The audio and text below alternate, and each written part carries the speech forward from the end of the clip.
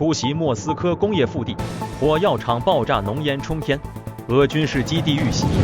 无战机突袭，步兵反击，俄军连连失利，乌东惊现大规模投降潮，空袭俄军指挥所，重创俄多条战线，无铁锤炸弹战绩惊人，以色列50架战机怒轰德黑兰，伊朗政权岌岌可危，以色列猛攻40%弹道导弹系统，伊朗暗藏核弹危机。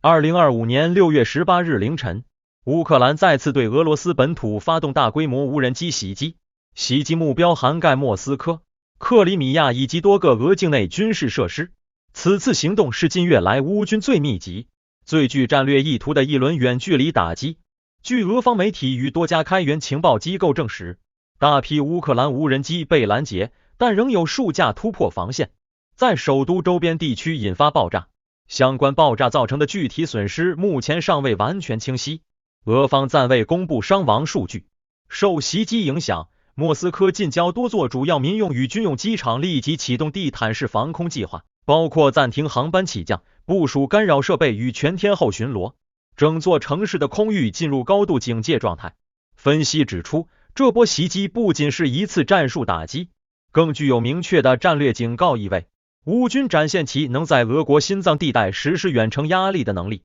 莫斯科遭受威胁将对俄国内部安全信心与军民士气造成直接冲击。当地时间6月18日晚，乌军出动数十架无人机组成攻击编队，直扑坦波夫的军工目标，当地一家火药兵工厂。这座设施是俄军轻武器与弹药的重要供应来源，距莫斯科直线距离仅400公里，是乌军极具战略意图的选择。尽管俄方宣称拦截了全部51架无人机，但实际画面显示，部分无人机成功穿越防空系统，击中工厂设施，引发巨大爆炸与火灾。夜间影像拍到蘑菇状爆炸烟云在工厂上空升起，远在数公里外依然清晰可见。同一时间，俄罗斯西部边境的布良斯克地区克莱特尼扬斯基区也传出巨大爆炸声响，并伴随浓厚白烟升空。目前尚未有俄方详细说明受击设施，但多方推测可能为俄军的前沿指挥所或储备基地。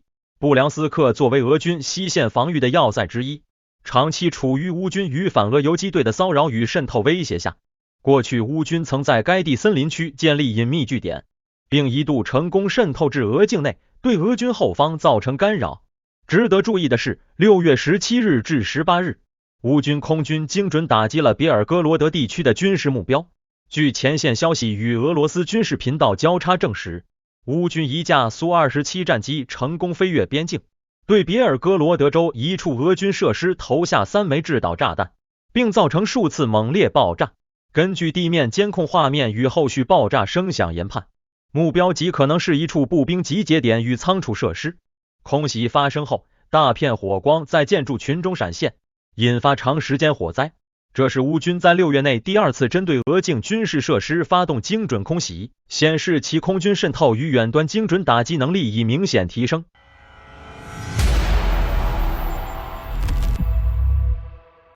回到乌克兰战场上，我们先来关注下东部战线的情况。在波克罗夫斯克方向，乌克兰国家警察下属的库尔再次发挥出其高度机动与精准打击的战斗优势。根据战场消息，这支库尔分队在执行侦察渗透任务时，发现敌方车队正沿邻线边缘向前线运送兵力与补给。他们迅速回报坐标，并利用携带的反坦克武器与无人机协助进行伏击部署。当俄军车辆进入火力圈时，乌军开启立体打击模式，首发导弹直接命中一辆 T-72 主战坦克，引发车体剧烈爆炸，炮塔被抛飞。2辆 MT-LB 装甲运兵车试图机动脱离，却遭第2波火力封锁，双起火燃烧。2名俄军骑摩托车侦察兵被库尔狙击手当场击毙，另有1名试图逃窜的占领军士兵被击中倒地。在波克罗夫斯克以南的新谢尔西夫卡地区，乌军第3步兵师下属斯巴达旅对俄军步兵展开猛烈打击，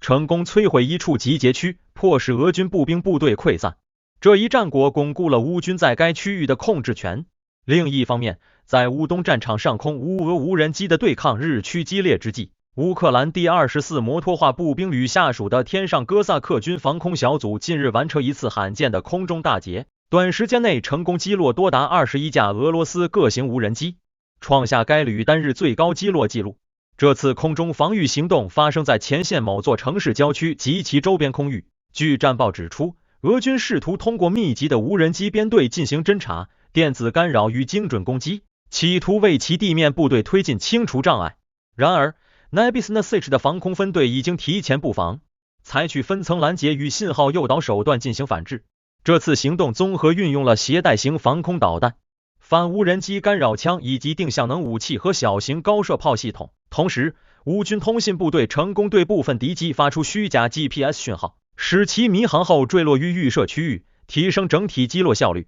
另外，据战区指挥部通报，乌军侦察无人机在一次高空巡逻中发现俄军正在森林边缘快速构建火箭炮发射阵地，疑似准备对乌军阵地实施密集火力覆盖。乌方迅速启动猎炮任务，利用先进的目标坐标链接系统，将精准坐标传回火炮与无人机打击单位。随后，2门俄军的 BM-21发射车被当场摧毁，车体被引爆后发生2次爆炸，附近的火箭弹库与弹药箱也随即起火。乌军地面侦察人员与后续空拍画面显示，该次行动成功阻止一轮可能针对平民与前线攻势的密集火箭打击。据悉， BM-21 Grad 是俄军极其倚重的地面支援武器系统，搭载40根122毫米火箭发射管，可在20秒内发射完毕，造成大范围杀伤，是一种典型的压制型打击武器。但这种火炮本身缺乏机动防护，极易在移动部署过程中被侦察与摧毁。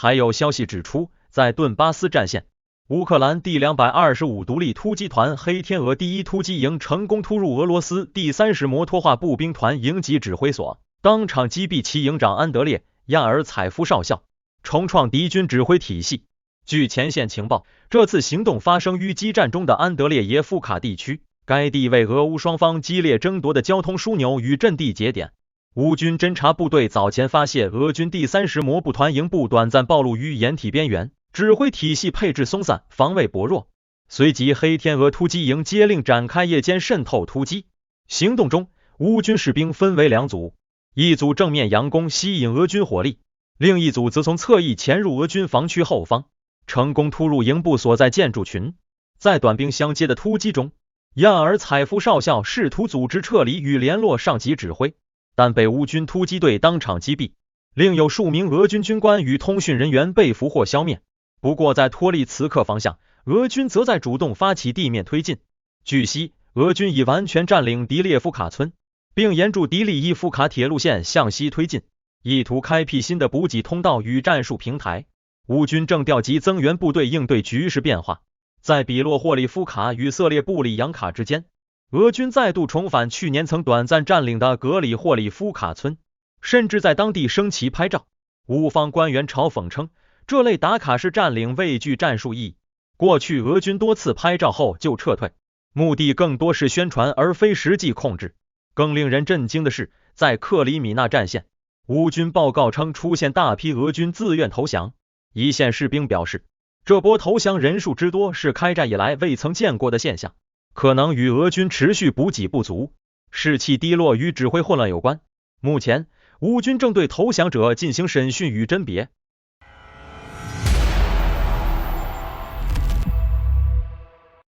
在东北部战线哈尔科夫的沃夫昌斯克方向，乌克兰国防军再度取得局部战术成果。据悉，乌军炮兵首先利用侦察无人机与电子监测系统锁定敌军行动路线与隐蔽阵地，随后由 GART 旅的火力单位进行饱和打击。行动中，精确的迫击炮与榴弹炮齐发，成功命中多个俄军作战小组与机动发射平台，并瘫痪了数处敌方无人机控制点。在哈尔科夫东北部的博雷西夫卡，一名乌克兰苏27飞行员完成一次高风险、出其不意的战术空袭。根据战地情报，俄军一整个连队藏身于一栋受损建筑的地下室内，正准备重整部队。乌军空军接获情报后，立即调遣苏27进行低空穿透打击，精准摧毁目标建筑物，造成俄军重大伤亡。在乌克兰南部战线的扎波罗热方向，第65摩托化步兵旅下属的精锐突击分队浪人近日发起了一次精准而果断的敌后突击行动。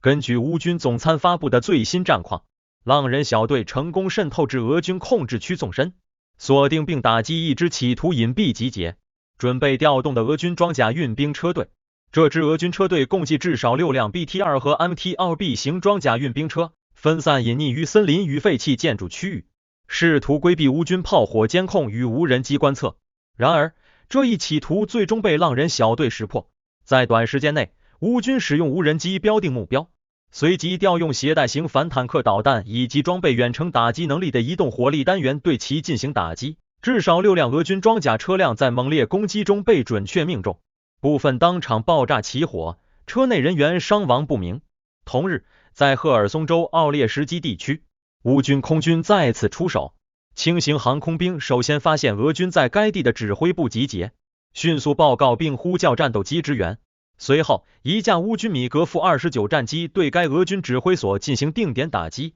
炸毁设施并造成人员与设备损失，令当地俄军指挥体系遭受严重干扰。乌克兰总参谋部当日通报战果，俄军单日伤亡人数达1040人，累计战争伤亡统计持续上升，战场消耗对俄军构成严峻压力。在苏梅州边境地区的科金卡，一架乌军米格到29战机成功突入前线空域，精准投掷 AASM Hammer 又名铁锤精确制导炸弹，摧毁了俄军的一处人员与轻装备集结基地。此次任务执行于清晨时段，选择在低能见度与雷达干扰条件下突防。据悉，该架米格29进行低空飞行并启动电子对抗系统，在逼近投弹区前短暂爬升，随即发射2枚 AASM 炸弹，命中位于一处建筑群与车辆掩体中的俄军集结点。根据战后空拍与战损评估显示，该次打击成功摧毁主要指挥所建筑与停靠在附近的多辆运输车辆，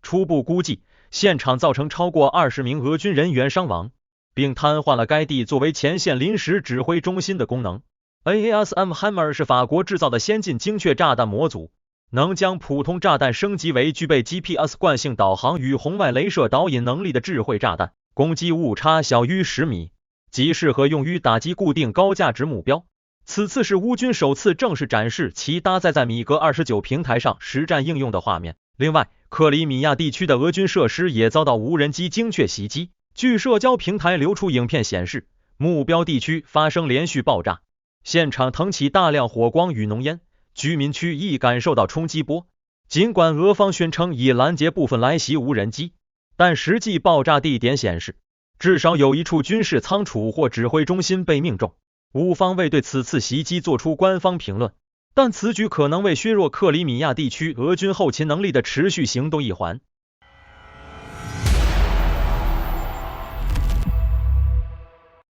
6月17日深夜，以色列大规模空袭伊朗，战火再度升级。据 Nexta 消息，以色列空军出动约50架战斗机，对包括德黑兰在内的多处关键区域展开猛烈轰炸，打击目标覆盖国防部大楼、工业园区、军工设施及炼油厂。其中，伊朗国防总部更遭钻地炸弹精准打击，引发大规模火灾。现场画面显示，德黑兰上空火光冲天，爆炸声连绵不断。据悉，伊朗的除国防总、革命卫队总部都再次被袭，这是短短3天内的第2轮打击，显示以方正在集中火力连根拔起伊朗的指挥中枢。此外，以色列战机还重点打击了伊朗东南部的沙赫尔雷伊炼油厂，造成大规模火球腾空，连德黑兰市中心都能清晰看见。以色列战斗机还袭击了伊朗位于卡拉季的梅萨米基地，随著制空权完全落入以军手中，伊朗空防系统已损失超过200套。最新消息显示，以色列国防部长约阿夫卡茨今日公开宣布，以军在最新一轮对伊朗的打击行动中，成功摧毁了伊朗内部安全总部，这是该政权维持国内镇压与政治控制的核心机构之一。与此同时，伊朗方面尝试反击，向以色列发射导弹与无人机。特拉维夫附近的摩萨德基地周边遭到4次攻击，3次落点在600米范围内，1次约在1公里外，虽未造成直接命中，但已引发警戒。在此局势下，约旦军方也介入，击落一架飞入其领空的伊朗无人机，变相保护了以色列南部空域。这一举动再次体现出阿拉伯国家在以伊冲突中的微妙立场变化。值得关注的是，在雄狮崛起行动以来的数十次出击后，以色列空军首次确认损失一架作战无人机。根据以军证实，一架赫尔墨斯900大型攻击型无人机近日在伊朗伊斯法罕地区执行任务时被地对空导弹击落。据推测，该架赫尔墨斯900当时正在搜索并猎杀伊朗导弹机动发射车，然而由于其体型大、速度慢、机动性与感知力远不如战机，且伊朗近期已强化伊斯法罕周边的防空部署，其在这一空域被击落其实并不令人意外。另外，以色列空军还成功摧毁了停放在基地内的5架 IH-1武装直升机。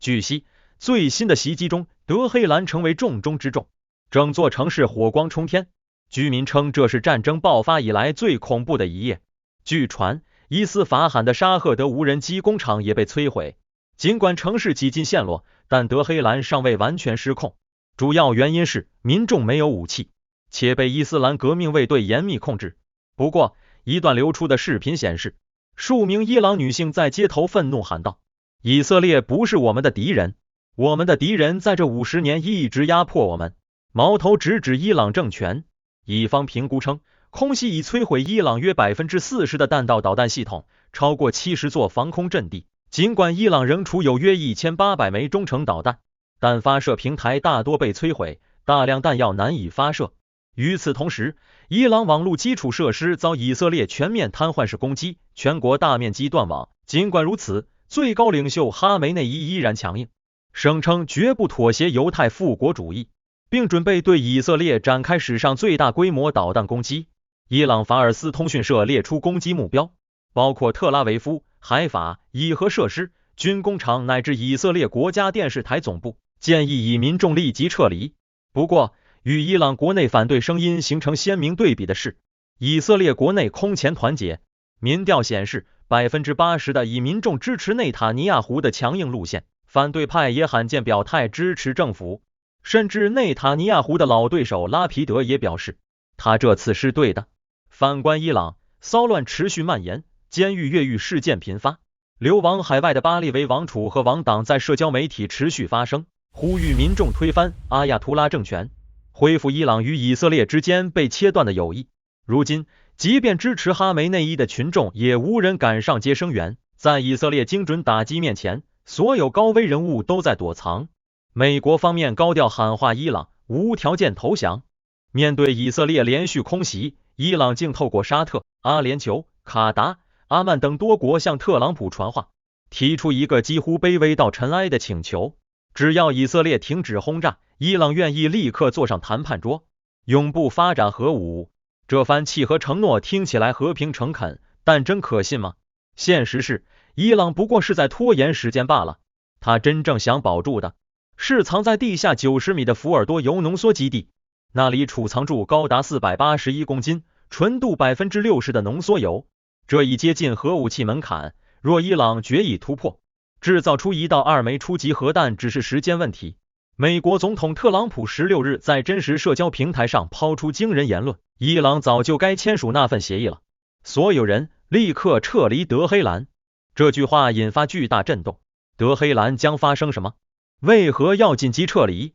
巧合的是，俄罗斯大使馆随即发布通知，命令其公民立刻撤离伊朗与以色列，开始紧急撤侨。俄罗斯似乎知道了某些极不寻常的事情。与此同时，特朗普提前离开 G7 峰会，反美召开国家安全会议，并表示我必须回去，这是件大事，非常大。福克斯新闻指出，特朗普要求国家安全委员会全员提前进入战情室，这是极不寻常的操作。从当前态势看，除非局势已到不可逆的临界点，特朗普不太可能如此迅速介入。以色列空袭频繁，伊朗不排除已有压箱底的东西即将亮出。值得一提的是，美国空军近期2次在社交平台发布疑似紧急核战代码，这类高频数码信号只会在全面通信中断，进入核预警状态下才会启用。而伊朗革命卫队也并未退让，发出最后通牒，以色列将遭受前所未有的打击。